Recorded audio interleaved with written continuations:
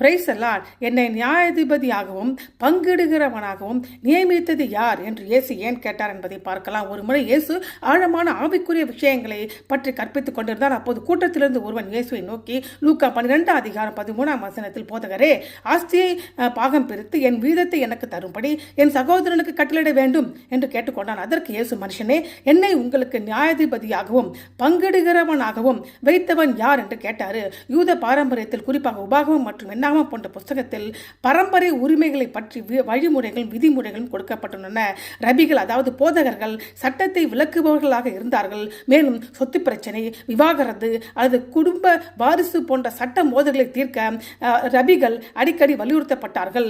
அந்த மனிதன் கூட இயேசு ஒரு மரியாதைக்குரிய போதகராகவும் ரபியாகவும் பார்த்தாரு. மற்ற ரபிகளை போல அவர் ஒரு சட்ட அதிகாரியை போல செயல்பட வேண்டும் என்று எதிர்பார்த்தான். சாதாரணமாக ரபிகள் இப்படிப்பட்ட வழக்குகளை கையாண்டாலும் இயேசு வேண்டுமென்றே இந்த வேண்டுகோளை மறுத்துவிட்டாரு. என்னை நியாயாதிபதியாக நியமித்தவர் யார் என்று இயேசு கேள்வி அவருடைய தெய்வீக நோக்கத்தை பிரதிபலிக்கிறது.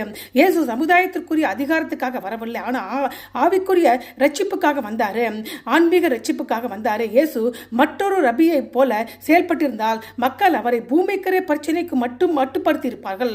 இயேசுடைய தெய்வீக அடையாளத்தை தவறவிட்டு இருப்பார்கள். மேலும் பிரச்சனை நீதியை பற்றியது மட்டுமல்லாமல் அது பேராசையை பற்றியது. ஏனென்றால் இயேசு அந்த மனிதனுடைய இருதயத்தை உணர்ந்த பின்பு ஜனங்களை நோக்கி பொருளாசை குறித்து எச்சரிக்கையாயிருங்கள், ஏனென்றால் ஒருவனுக்கு எவ்வளவு திரளாக ஆசை இருந்தாலும் அது அவனுக்கு ஜீவன் அல்ல என்றாரு.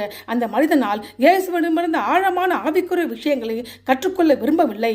இயேசு ஒரு தனக்காக வேலை செய்ய வேண்டும் என்று விரும்பினான். அந்த மனிதன் இயேசுவை செல்வத்தை பெறுவதற்காக ஒரு கருவியாக கண்டாரு. குணப்படுத்தல் மற்றும் உடல் தேவைக்காக இயேசு ஜெபத்திற்கு பதிலளித்த போது அநேகர் அவரை நம்பினார்கள்.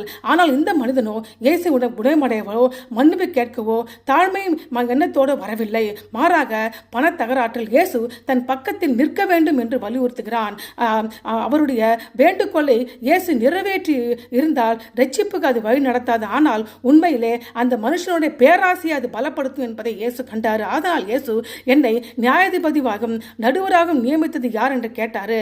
நாம் கூட அடிக்கடி பணம், உறவுகள், தொழில் தான் நமது மிகப்பெரிய பிரச்சனை என்று நினைக்கிறோம். ஆனால் மனம் திரும்புதல், சத்தியம் மற்றும் மாற்றத்திற்கான ஆழமான தேவையை இயேசு காண்கிறாரு.